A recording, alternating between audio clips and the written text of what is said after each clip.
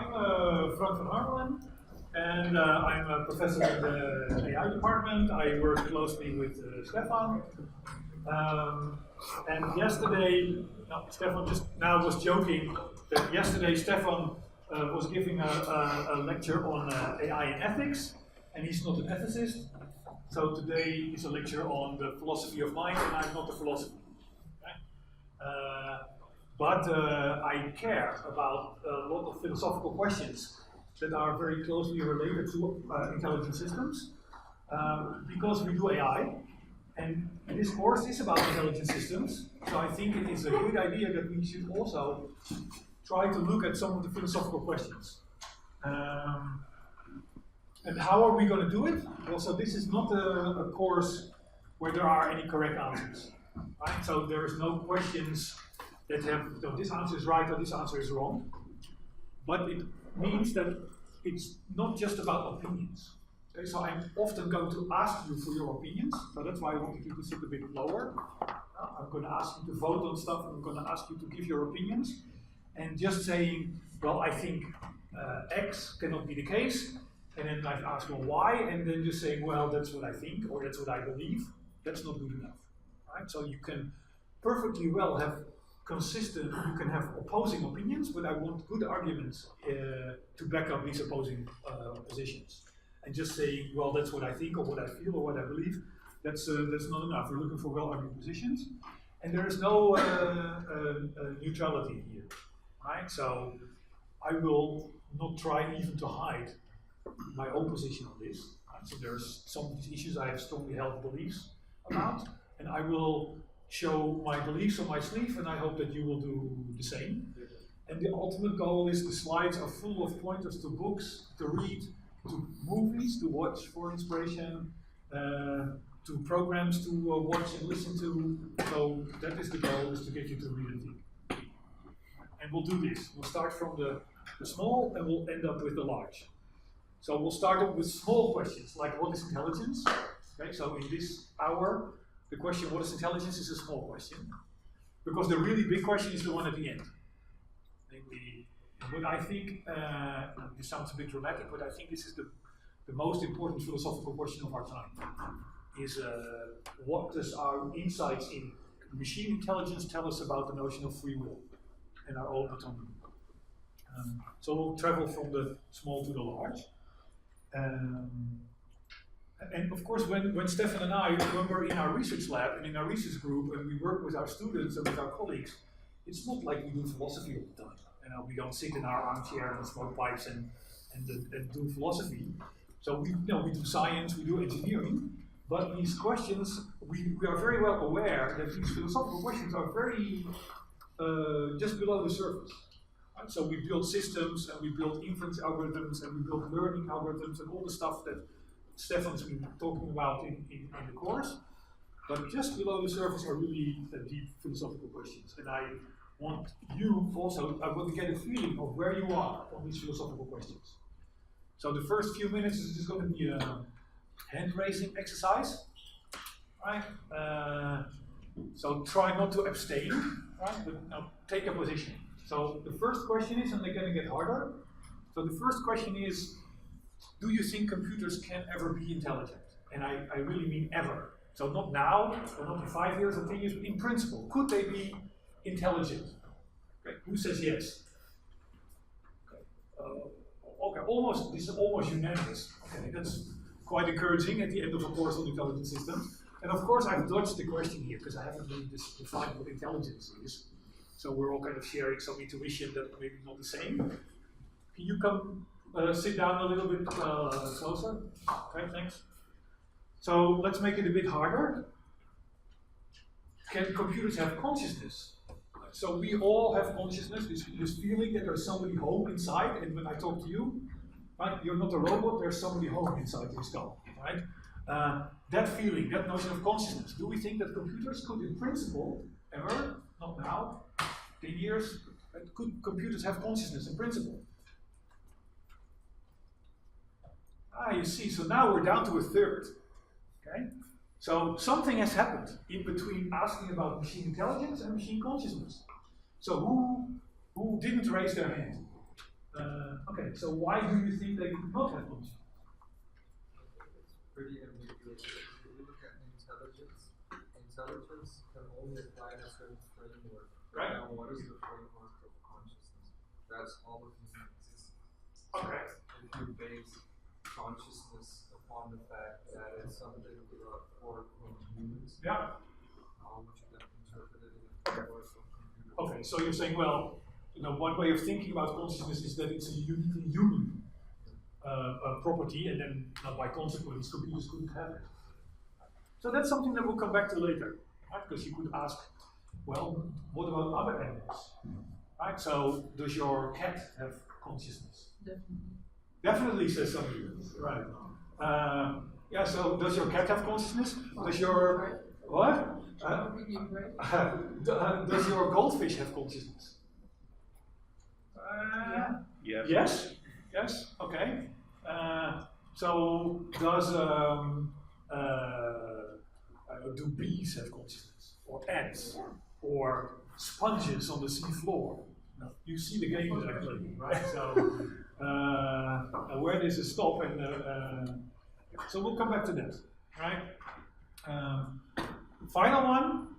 Do we think so? We all have this sensation of free will, right? So you decided to come here today, and you could have done something else. You could have stayed in bed or go shopping, but you decided out of your own free will, balancing all the benefits and all the advantages and disadvantages to come here. You could have done something else, but you decided to come here. Notion of free will.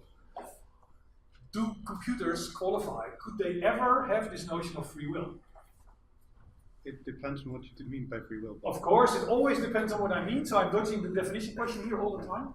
So now we're down to a very small minority. Yeah, guys, we're now the outliers, right? So then you see, when you make the question bigger, then the space for computers appears to shrink. So now that's the goal for the next hour, is to see if we can understand what is the difference between those questions and why do our intuitive answers change when we go from intelligence to consciousness to free will. Right. Skip the emotions part for time. So, okay, let's tackle the definition question. Because I was asking you to vote on stuff that we hadn't really agreed on what it meant. So, what is intelligence? Well, actually, in the history of AI, there has been for a long time a rather stable notion of intelligence, a definition, based on a very early proposal by Alan Turing. I hope many of you will have heard of Alan Turing. He can really be considered the father of computer science. He was the first one who invented the mathematics, the mathematical models of computing, and he was also the first ones, one of the first ones who actually built hardware that computed at the University of Manchester. That was shortly after the war, and that was based on his experience during the Second World War, where he was already using computing machines to break the codes that the Germans were using to communicate with their submarines. Right, so he had a very dramatic life. He was a theorist, he built computers, a mathematician, he broke the German codes in the war. He was also a homosexual, and at the time, in the 50s, in the UK, it was a punishable crime to be a homosexual, and the government threatened him with a chemical castration to cure him of this disease, and it is widely believed that in response to that he took his own life. So he was really a very dramatic figure. There's a very good biographical book about him, The Enigma. I would all encourage you to read it. But one of the things he did is he already foresaw that these computers that could compute, I mean, that's why they're called computers, right? Because they compute. But they could do more than computing. They could do reason. They could become intelligent. And he already asked himself the question, well, what would intelligence be? And he did a very clever trick. He decided not to define intelligence, but he designed a test so that we could recognize it. So maybe we don't need to define it as long as we can tell it. Right? And what was his test? The test is now called the Turing test. It was an interrogation game with an interrogator, and the interrogator can interrogate two parties. One of these is a person, the other one is a computer. And the goal of both of them are to convince the interrogator that they are the real person. Right? So the goal of the computer is not to give the right answers. because then you would just ask it to multiply two numbers, and the one who gave the quickest answer would be the computer. It would be boring. But the goal of both of them is to convince the interrogator that they are a person. Now, if the interrogator can no longer tell who is the computer and who's the person, and you think the person is intelligent, and you cannot tell the difference, well, then the computer must also be intelligent. So that was the idea of the Turing test. And for a long time, that has been almost the daily definition of intelligence. And in fact, there is an American, a millionaire with too much money and time, Mr. Leutner, and he runs an annual competition for the Leutner Prize. And you can get $1 million if you build the computer that can convince a set of judges that the computer is a person. Okay. And if you win, you get $1 million and a medal. On one side of the medal is the portrait of Alan Turing, and on the other one is the portrait of Mr. Leutner. And nobody has ever won the prize. Actually, last year, the record was 5 minutes. Okay? So a computer managed to convince the judges for 5 minutes that he was a person. And this was only because the judges were told that he was an autistic 30-year-old from Hungary. Okay? And that helped because he was 13-year-old, so he didn't know a lot. And he was Hungarian, so his English was pretty bad. And he was kind of on the autistic spectrum, so he kind of really gave weird answers sometimes, or evaded questions. And even under these conditions, after 5 minutes you think, yeah, no way. Right? So we're not very good at this yet. But still, now this Turing test is now beginning to crumble. We're now no longer believing that it's such a good test. So there are serious objections to it. What will be the obvious objection to this test? Suggestions? Okay, so it's subjective. Okay, so that is one objection, of course. You could kind of compensate for this by having multiple judges, and you could run it 100 times. Okay. So it's a problem, but you could kind of compensate for it. There's a deeper problem with it. Yeah. Pretending to be something else doesn't make you that thing. Okay, so you're just simulating, you're faking it. Okay, so actually we get back to that question. So is faked intelligence real intelligence? So actually I skipped the question about emotions, but this is often a point made about emotions. Can computers have emotions? Well, they can fake it, right? But that doesn't mean that they feel it. So yeah, that's also an objection. Why would we define intelligence based on our own model? Okay, right, so that is I think the hardest one. So those two are really tough, right? So computers only faking it, and we're somehow making human intelligence the gold standard, right? So they're not trying to be intelligent, they're trying to be human intelligent. So who says that is the most interesting or most effective or only way to be intelligent? And I like here the metaphor with flying, right? So maybe you remember these movies from the end of the 1800s, 1890s. We have these guys, they were typically guys with wings strapped to their body, trying to flap, running off a hill, right? Trying to fly, and they never got anywhere because they were trying to imitate flying. They were trying to imitate natural flight. And our current airplanes, do they fly? Of course they do. Can you tell the difference between a bird that flies and an airplane that flies? Yes, you can, but we still call it both flying. So we've stopped imitating natural flying. Right? So now airplanes don't fly like this. Right? And actually, if we would still be trying this, we would never get anywhere. Right? So we only were successful in artificial flight when we stopped imitating natural flight. So maybe the same lesson is there for intelligence, that we will only get somewhere with artificial intelligence if we stop imitating natural intelligence, or if we at least don't require that we only do natural intelligence. And so, therefore I think the Turing test is mostly harmful. Oh, and by the way, I think AI is a really stupid name for a field. Right? I mean, you don't call a field after the ultimate goal. You don't call physics the theory of everything, right? Actually, I think AI, it just stands for advanced informatics. And this idea that human intelligence is not the only form, there's a very interesting movie and a book about this. It's a book already from the 30s, written by Stanislav Lem, a Polish author, and a movie made about it in the 60s, Solaris. And in Solaris, the Earth receives signals from some planet in outer space. So they send astronauts, and these astronauts, they circle this planet in outer space, in their space station, and something is messing with their minds. Something is trying to communicate. Right? So they get feelings that they can't really understand. They get hallucinations that they've never had. There are thoughts in their head that they feel as if it's not their own thoughts. Something is communicating. Some intelligent being is communicating with them. And if you look at the planet, it's just a gas cloud.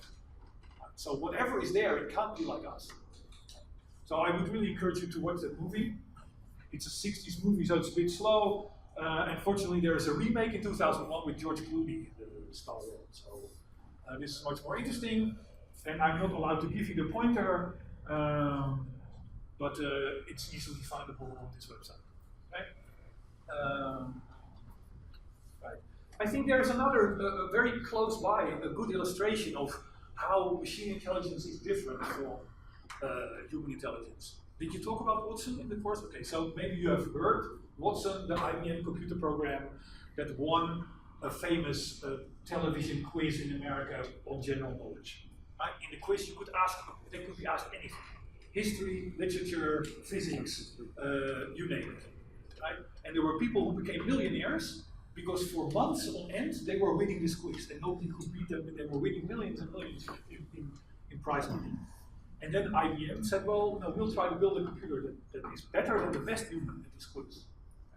And here's a small clip for a question that Watson has to answer. Okay. So the question is about a particular American city. Final Jeopardy category is here is the clue. Its largest airport is named for a World War II hero. Its second largest for a World War II battle. 30 seconds, players. Good luck. Okay, so which American city has these properties? A large airport and a second large airport named after these cities. Which American city? Anybody knows? Nobody knows, of course. It was written down there, so we all know. No. It wasn't. It wasn't? Oh, sorry. Now to our leader, Watson, going into final 36,681. And the response was, what is Toronto? What? Clearly, that's wrong. Right? I mean, Toronto isn't even an American city. I hope you knew that. Right? So none of us knew the answer, but all of us knew that it wasn't this. Right? So Watson's intelligence, or whatever it looked like, it is certainly not like our intelligence. And there's many examples of this during this quiz. So at some point, Watson is being asked about the title of some English detective novel. And the answer that Watson gives is Agatha Christie. But clearly that's not the title of the book, that's the author of the book, right? So something is going on in Watson's brain, if you allow me to make this metaphor, that is very unlike what's going on in our brain. Right? So I think this is a very easy illustration of how machine intelligence is most likely to be very different from our intelligence. By the way, here's the book, Alan Turing, The Enigma. There's also a movie, don't watch it. I know it has this sexy BBC star in the main role, but it is really so historically inaccurate, and it paints Alan Turing in a very strange light. It does injustice to somebody who's really the father of our field. So read the book. Okay, another definition actually that people in our field use is intelligence is everything a computer cannot yet do. And we call this the horizon effect. So think, what is the horizon? Well, we can go outside and we can stand and look in the field and we all see the horizon. We know it's there. We all agree where it is. Okay, let's go there. And then we go to the horizon and what happened to the horizon? Now it's somewhere else. Right? So whenever you go to the horizon, it moves. And over the history of our field, intelligence has the same properties. And so maybe the best example of this moving target is in 1999. For 40 years, researchers in AI had said, we will build a machine that beats the the best world grandmaster in chess. The machine will become world champion. And of course, now when we do that, now that's a real hallmark of intelligence. And I have some historical footage for you. Maybe you haven't seen it before, but this is really historical material. The moment when it happened. Then, in the mid-game, analyzing millions of possible scenarios by sheer brute force, Deep Blue has led Kasparov into making a poor move. Kasparov is rattled. He defends what he can. But it's clear that the computer will reliably do what he himself would do. And he recognizes that he has already lost. On Deep Blue's 19th move, the champion resigns. For people watching around the world, it is a slow motion moment.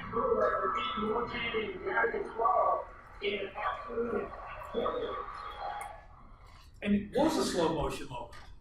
Okay? This is Kasparov apologizing with his gesture, now apologizing to the rest of mankind, saying, from now on, we're no longer the best chess players in the universe. A machine is the best chess player. Okay? And that was that was the moment that the field had been working towards for 40 years. And now, had they reached intelligence? Of course not. They built a chess machine. Right? So that was, and if you open it up, it doesn't even play chess in a very intelligent way. It just does a lot of number crunching, and you could just figure out how it does it. Okay? And now, 17 years, 18 years later, we built a machine that can beat the best Go players in the world. And is that a sign of intelligence? Well, no, it's just a neural network with lots of weights and nobody understands what it does inside, and it beats everybody in Go. And so we have this, we suffer from this problem of whenever something can be done by computers, we no longer call it intelligence because we understand it. Right? So therefore this definition of intelligence is everything a computer can yet do. There's even a famous book dating from the 70s, What Computers Can't Do, by a Stanford philosopher, still recommended reading. Right? So books from the 70s about this topic are not outdated. So these questions are really old. What is intelligence? And certainly what is consciousness that we will talk about later.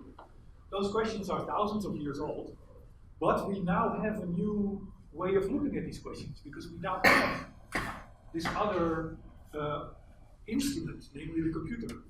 Right? So in a way, the computer is a new lens through which we can look at these very old questions. So I don't think that AI solves all these ancient philosophical questions, but it really gives us a new light on these old philosophical questions, making us see things about these questions that we couldn't see before because we didn't have that particular instrument. So what arguments about computer intelligence have we made in the past? Okay, so I'll give you 3 arguments from the philosophical literature why computers could or could not be intelligent. And here is a classical argument in favor of machine intelligence, of the possibility of machine intelligence. And it's called the substitution argument.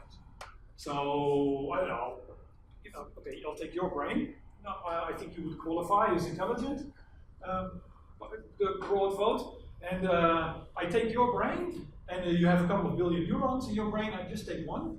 And actually a neuron is a very simple device, okay? And we understand it very well. Even this week I was talking to neuroscientists about this, and they say, yeah, we understand the neurons, individual neurons now so well, we could easily build them in electronics or in silicon, right? So we could build a chip that does what a single neuron does. So I take out that neuron, I replace it with a chip that does exactly the same. Okay? Now for you, you would never notice the difference, and nobody would notice the difference because the chip does the same as that single neuron. Right? So you are still the same person with the same thoughts and the same emotions and so on. And of course, then the next step would be I take the next neuron. And I also replace it with a chip that is equivalent to that neuron. And you can see where this is going. I do this one neuron at a time. It would be a very long experiment and maybe very expensive. But in the end, you would only consist of a silicon brain out of silver and silicon and chips. And you would be what we would call a computer. But at no step in this process has your behavior or your thoughts or your emotions or your consciousness changed. Right? So this is the substitution argument. Right? There is nothing special about this. Right? So actually, the counter argument to this is modernly called carbohydrate racism. Right? So somehow the thought that no, there's something special about carbohydrates. Right? So remember I was playing this game about, is your cat intelligent, is your goldfish intelligent, and so on. All of those were still somewhat like us, right? They share the same biochemical processes, the same medium, right? Is there anything special about carbohydrates? Now, for me, this sounds like an almost absurd argument to make, but some of the best brains in science actually make this argument. Right? So here's a picture of Roger Penrose, a very famous mathematician and astronomer and theoretical physicist from Cambridge. Actually, if he ever gets a Nobel Prize, that is my last chance for saying that I had a dream as a Nobel Prize winner. And he really makes this argument. Right? He says, well, there is something special about what's going on in the chemistry of our brain at the quantum level, right? That somehow makes it special and that allows us to do what computers cannot do. He even wrote an entire book about this called The Emperor's New Mind. You all know the story about the Emperor's new clothes. Right? The Emperor says he has new clothes when he goes out in the street naked. And all the people see him naked and they say, oh no, they feel compelled to say, oh, the Emperor has beautiful new clothes because everybody else is saying it. And nobody dares to say the Emperor actually has no clothes at all. Right? And his argument is that this is what's going on with machine intelligence. That for some high reason over the past few decades, we're all compelled to say, oh yeah, these machines are becoming more intelligent, but really there's nothing there. That's his argument about computers, and he really relies on an unknown argument, and he admits he cannot make the details. He says we don't understand enough about the brain, we don't understand enough about quantum physics, but his argument is that there's something special there. There's even a mathematical argument why we couldn't be, why machines couldn't be as smart as we are. It has to do with inherent limitations of mathematics. And mathematical systems are inherently limited in some particular way. And since computers are just formal systems, they must also have this inherent limitation. It would be too detailed now to explain it, but that's the line of the argument. There's inherent limitation in mathematical systems. Computers are just formal systems, therefore they have some inherent limitations.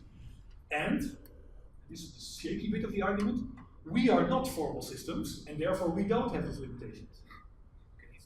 Now, of course, that is the place where the debate centers. Are we or are we not?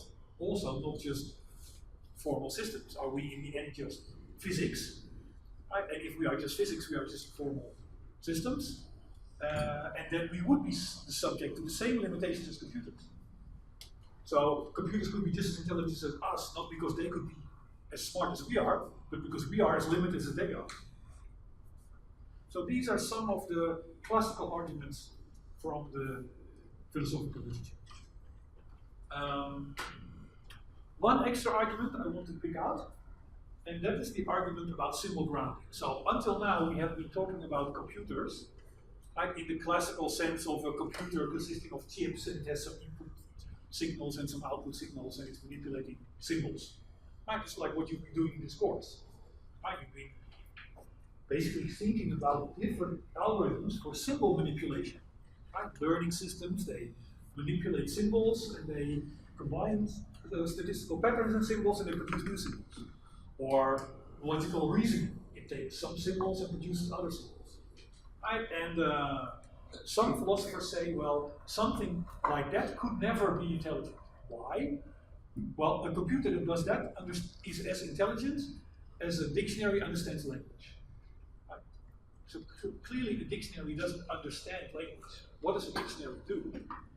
All a dictionary does is it translates words into other words. Right?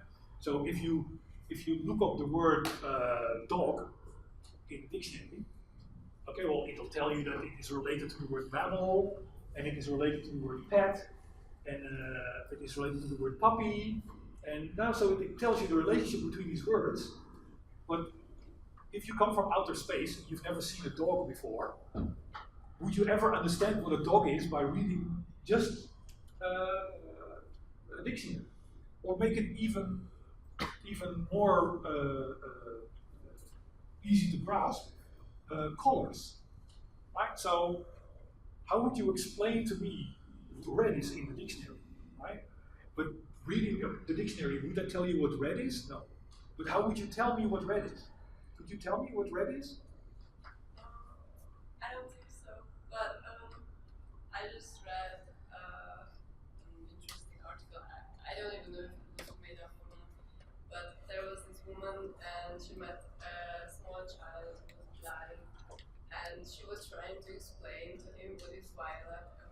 Yeah. But he kind of had some kind of memories or feelings about flowers and Right. or yeah, it was Yeah. purple the color and yeah, the violet flower was an example for her. Hey, that's purple. Right. So the question is, could a blind person, a blind child who has never seen colors before, could you somehow make them understand what red is? Right? I don't think so. Exactly. I don't think so either. Right. So, and that's these philosophers also don't think so. So you could never make a computer really understand something. So this is back to your faking argument. A computer could talk knowledgeably about red and make all kinds of observations about red and flowers are violet and so on, but they wouldn't really know what red is in the same way that we know it, because our knowledge is ultimately grounded in physical experiences. Right? So the only way to find out what red is to see it. Right? Actually, so in an earlier course, somebody said, well, you could say, well, red is a wavelength. Okay, yeah, sure. But that doesn't tell you what red is, right? You still wouldn't know what it is. So these people say, well, you really need to ground the computer in sensory experiences. And of course, now we can do this. Now we can build robots. So that these robots, they can sense and they can see and feel and touch. So they can ground their symbols in the real world. But if we think about intelligence, we should at least think about intelligent robots and not just about intelligent computers that break the world. But that makes it really hard, like, because everything we determine as like weather or anything like that is based on perception. Yeah. So that is ultimately the boundary. Yeah. So So I agree with the second part that you're saying. Yeah, that ultimately our intelligence is also limited by what we can perceive. So yes, we agree. And that would be the same for computers. So our intelligence is bounded by what we can perceive. Computers' intelligence is bounded by what they can perceive. If they cannot perceive anything, they cannot have learned intelligence. So we must equip them with at least some sensing before they can really understand anything. A particular argument from the philosophical literature is the Chinese room argument. This is a symbol manipulating machine. Right? So this is a thought experiment by John Searle, a Berkeley philosopher. So what's the Chinese room? John Searle, he doesn't speak Chinese. Right? But he's in a room, and there is somebody putting in questions in Chinese into the room. And all that John Searle has is a book. And the book tells him how to transform Chinese characters into other symbols, and these symbols into other symbols, and these symbols into Chinese characters again. And he writes those on a sheet of paper, and he puts them out here. And then it turns out that this thing is the answer to that question. Okay? So that's what the book does. Right? So that's what the computer would do. Right? There's Chinese symbols coming in, or English symbols, doesn't really matter. And the book, the computer program, the code, the rules, tell the computer how to manipulate all these symbols, and then out come other symbols. This is a fairly reasonable description of what the computer does.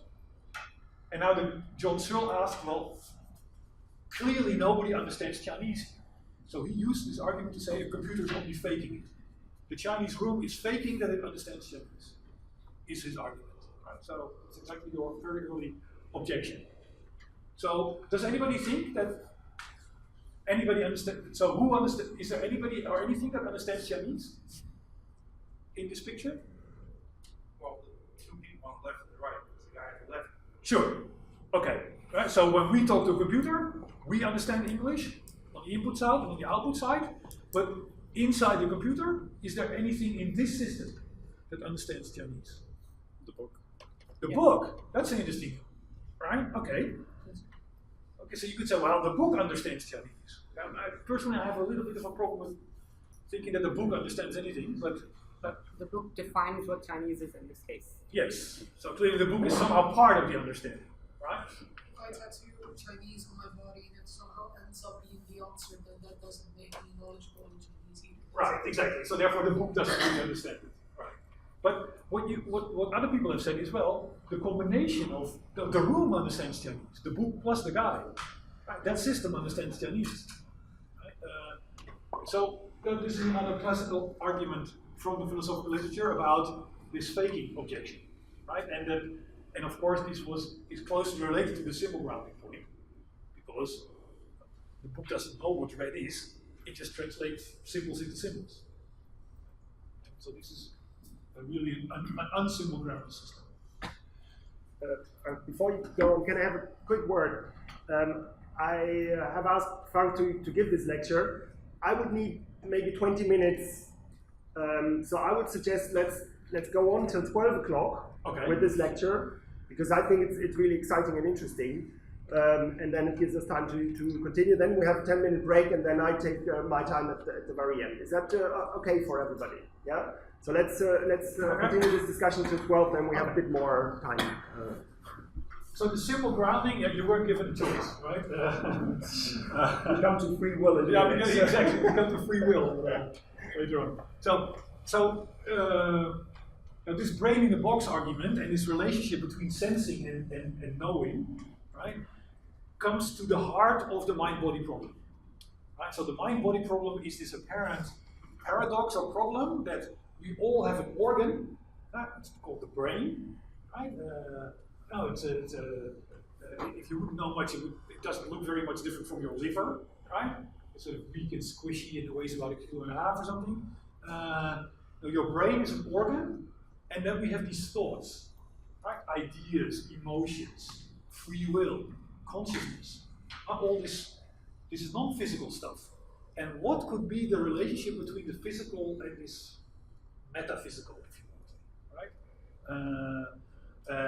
And this is the question that really goes back to the roots of our Western civilization, and it's been a particularly Western obsession, this distinction between mind and body. If you ask this question in other cultures, it's much less of an obsession, but at least in our historical tradition, how could we reconcile this physical thing with all these non-physical experiences that we have, like emotions, ideas, and creativity, and so on. And René Descartes was the one in the 17th century who formulated this very sharply. Right? He said, we consist of two parts. A human consists of, and I think we get quite close to maybe some of the early comments from you. A human consists of both the physical thing, in our brain, you can just open it up, there it is, and what he at the time, using the language of the time, called the soul. Right? Maybe now we would call it the mind. Right? The thing that you would, in a cartoon, you would draw as the cloud over somebody's head. And how did they interact? And he saw there was a problem, and very boldly, he already knew the answer to this problem. Right? He said, well, there is a very small organ in your brain, the pituitary gland, which is hidden right very deep in the inside of your brain, and that's where the connection is made between this non-physical stuff and the physical stuff. Nobody knows why he knew this, and not very many people believe that version of the story anymore. Right? But we are still, even in our society, still struggling with this notion. Right? If you ask most brain scientists, they are here. Right? They think, well, all we have is the brain. So I would actually like to do a quick poll, just one more hand raising. So, who think that there are two essential parts of us, and that they, one generates the other, and the other influences the first, but they're separate things? Or who believes that there's only one thing? So, who is an interactionist? And who is a materialist? Okay, I think that kind of reflects if you would do a poll across the Netherlands, you would get the same. Right? And this has really changed over the years. Right? If you would ask this question even 50 or 100 years ago, right, this would be the dominant stream. Now this has become the dominant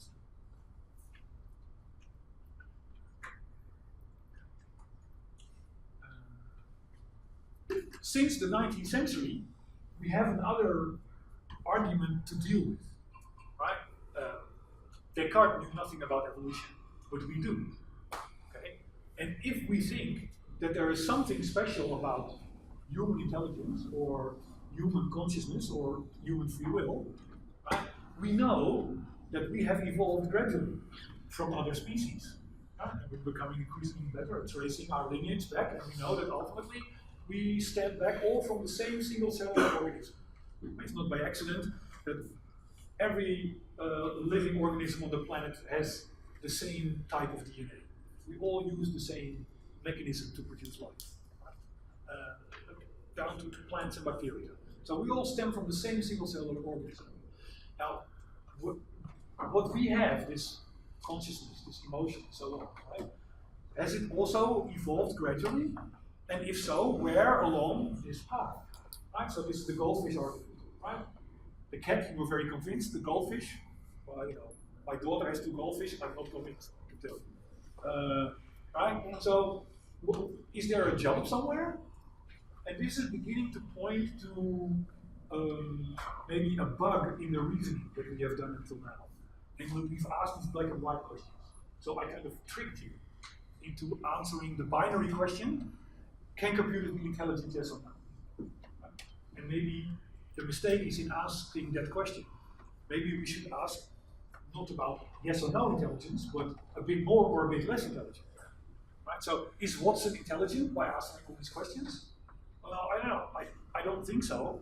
Well, maybe yes, but if I would ask you, is it more or it's less intelligent than we are, but it's more intelligent than my laptop or my goldfish, right?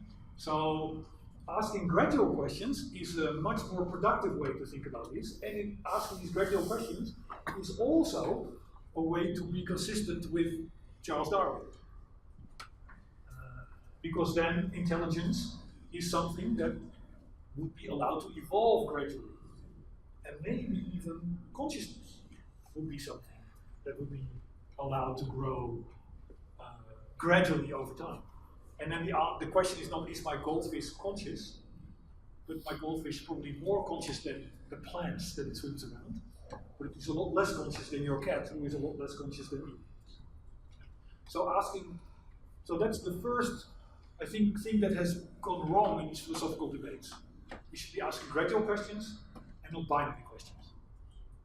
There's something else going wrong in these philosophical debates, which I want to highlight with a small experiment. And for this I need an experimental subject.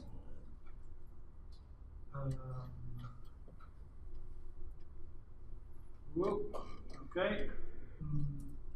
Okay, so I need an experimental subject. Oh, well, you are close, so come over here. Right, you're going to do a test for me. Okay, use the microphone. This works. Yes. Okay. So you're going to be the commentator. Okay, so you're going to watch this movie. Make sure you can see the movie, and you're going to describe or to explain to the audience what you see on the picture. Okay, like a sports commentator. Right? There's a box with a triangle in it, and the box is closed. And within the triangle, and a circle next to the box. And now the triangle left the box, and the 2 triangles are touching each other, and they're separate standing, and one triangle poked everyone up to the back, while the ball was trying to get into there, and the big triangle is made against the smaller triangle, and the ball is still separately apart, and the smaller triangle kind of got away while the yellow circle was in. And now the big triangle opened the door, is going in, while the smaller triangle is still outside. And the door is closed now, while the smaller triangle is going to close the door, and the circle is running around the circles, and the circle running away, the big triangle is inside them. Okay, great. Right, thanks.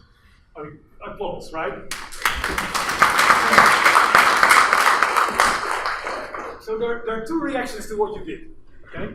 The first reaction is very well done, because you were really telling the people we hadn't been watching the movie. Right, but you were telling us, like a radio reporter, we could really kind of visualize what was going on. Okay, so well done. The other question, the other response to what you were doing is, what the hell are you smoking? Right?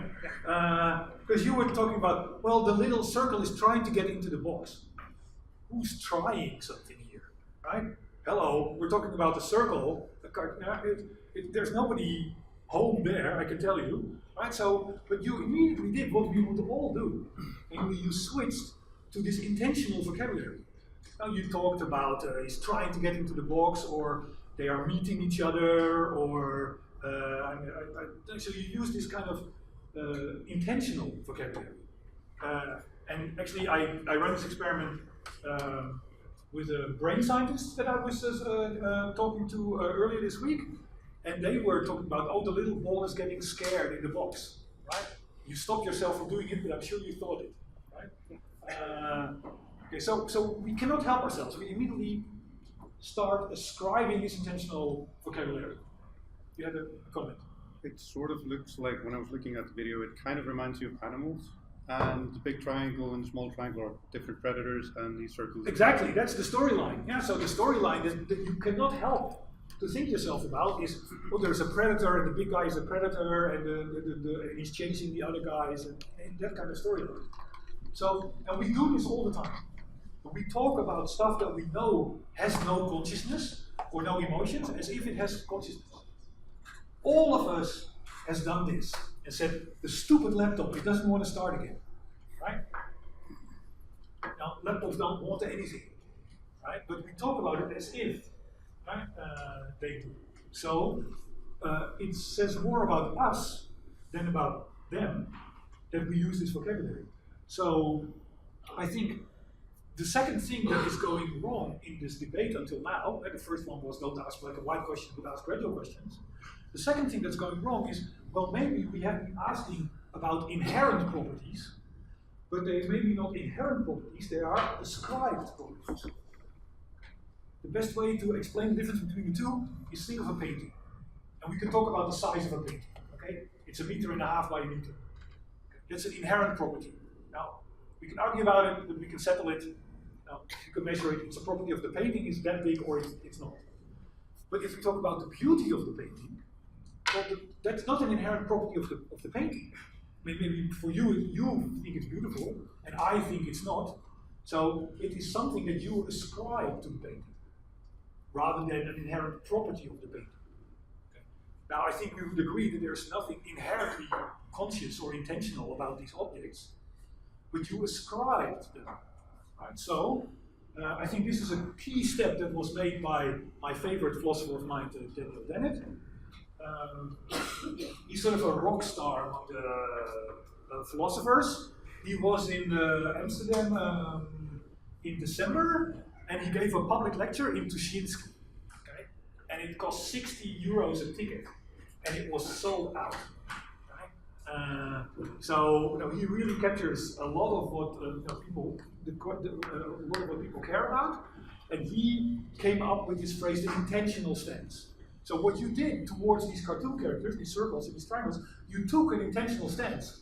Now, it was you who started ascribing intentions to those things, just as we ascribe intentions to each other. Because how would I know that you have emotions, or that you have an intention? Right? I don't know this. I can't look inside your head, and even if I could, it would take me too long to figure it out. But it's just a very useful for me to pretend as if you have, to ascribe these properties to you, because that vocabulary allows me to reason about you in a very effective way. Right? So if you like me, then you don't hit me. If you hate me and I make you upset, then maybe you might hit me. This is very high level vocabulary about intentions and emotions, and that allows me to predict your behavior, which is crucial for my survival and my social functioning. So maybe we end up doing the same with computers.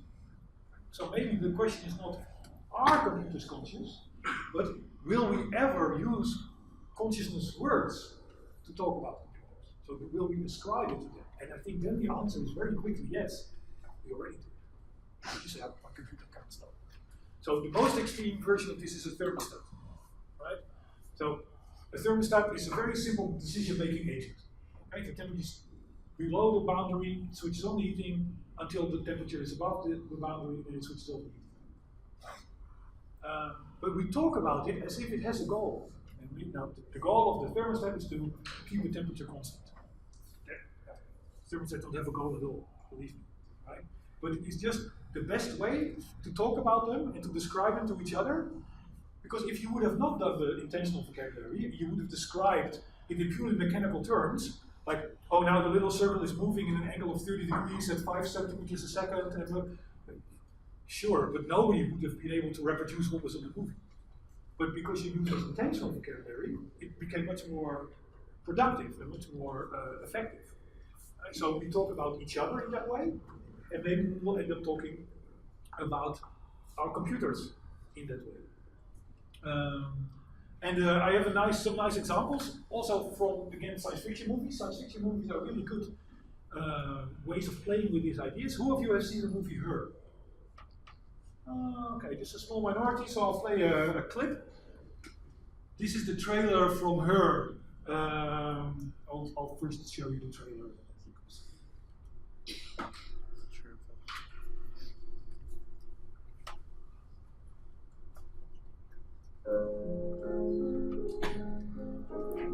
Mr. Theodore Twombly, welcome to the world's first artificially intelligent operating system. We'd like to ask you a few questions. Okay.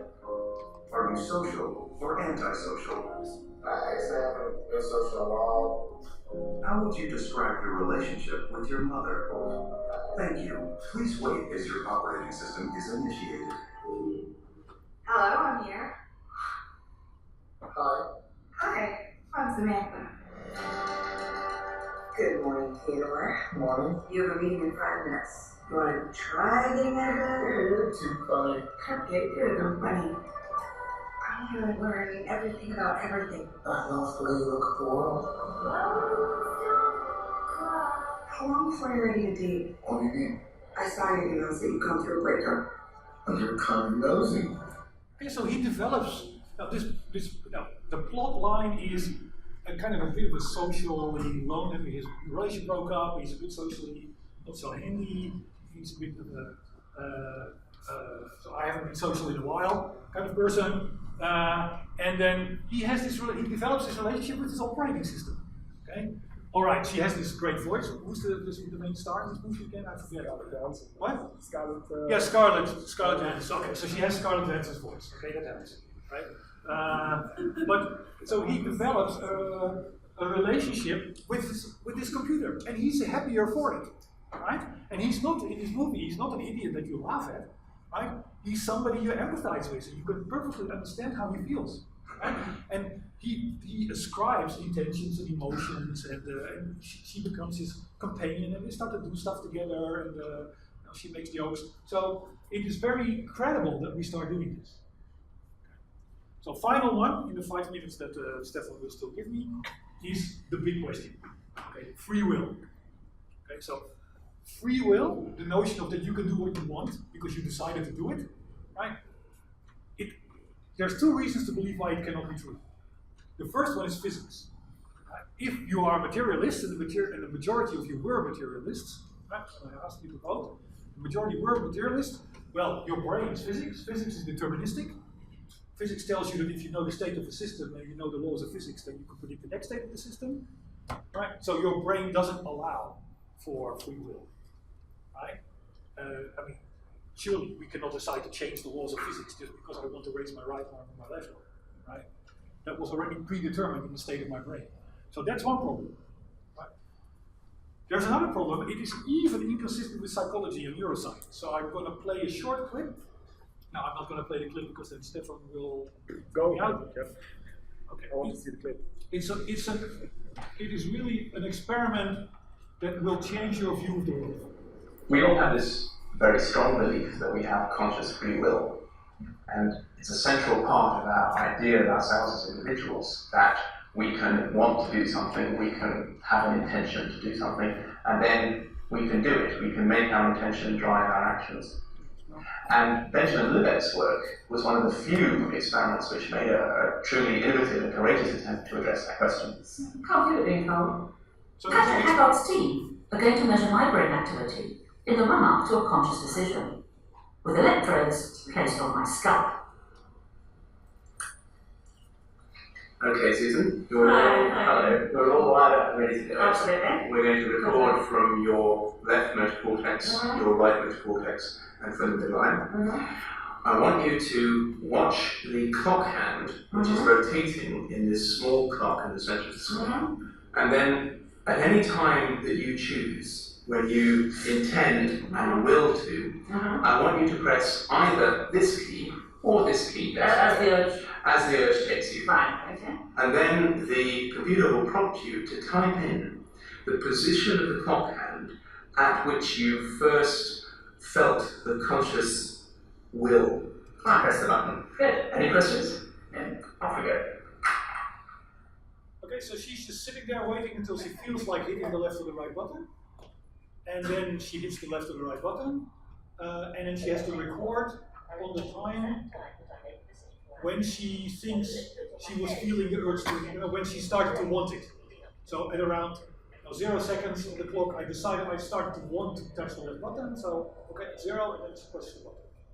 And they record the brain activity.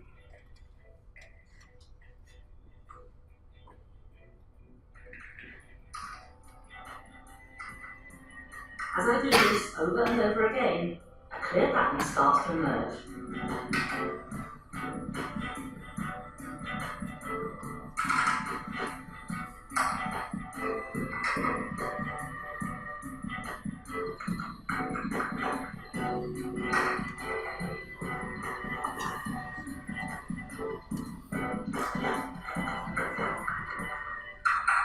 So here are our results, which contain the same basic effect as Libet originally found. The average time of the intention to move was where this arrow is here, and you can see that the motor areas of the brain have begun to build up electrical activity in preparation for this willed action 2,000 milliseconds at least before the action actually occurs. Okay, so now you should all follow your theory with surprise. So she decides to want to push the left button. And what you would expect in the classical story is, well, first she wants it, and then her brain and muscles start to prepare for hitting it. But instead it's the other way around. Already 2,000 milliseconds, which is techie talk for 2 seconds, right? 2 seconds before she thinks she starts to want it, her motor cortex is already preparing for what she will later decide that she will want, right? So this is the wrong way around, right? Her body is already preparing for what she will later think that she will start to want, right? This is cause and effect in the wrong temporal order. But she is only prepared to want two options. She's not prepared to want not pushing the button. So the question is, she can decide not to push a button. She can. What's that? She can wait as long as she wants. Right, so she doesn't. So she can just wait until she feels like it. Right? That's the whole point, and then she wants it. Right?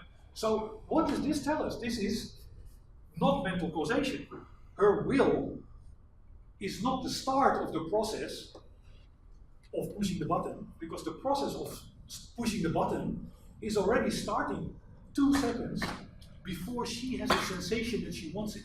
But isn't that the decision-making process? No, this is her motor cortex. Okay, so her muscles are already gearing up, right? So it takes you a while, right? So you have to increase muscle tension. And, so what does this picture tell us? Well, normally we think of mental causation, right? So we think of, we want it and then it happens. This paints another picture. This paints the picture of our consciousness as the sports commentator. What's the sports commentator do? There's a match going on in the field. There's stuff happening in your body. And the sports commentator tells a story about what's going on the field. Right? But the sports commentator isn't causing anything on the field. Right? This paints the picture that our consciousness is just a babble box. Right? And it's a babble box telling a coherent story about what's going on in our brain so that we ourselves and others can make sense of it. Right? But there is no mental causation. So this is very disturbing. Okay? If our consciousness is just there to make sense of some autonomous process, it's just telling the story like the sports commentator is doing, and it's not causing anything, what happened to free will? Right? And if you don't have free will, are you then still responsible for your actions? What if you do something and it corresponds with your personality? So then you would say it's still because of you that you did it, even if you thought about it later. Right? So what happens inside this brain of yours, in the same circumstances, what happens in your brain is different from what happens in my brain, because we have different personalities and different experiences and so on. So certainly, it's totally true what you say, that different brains behave in different ways, but neither of us, according to this experiment, would have the freedom to want something.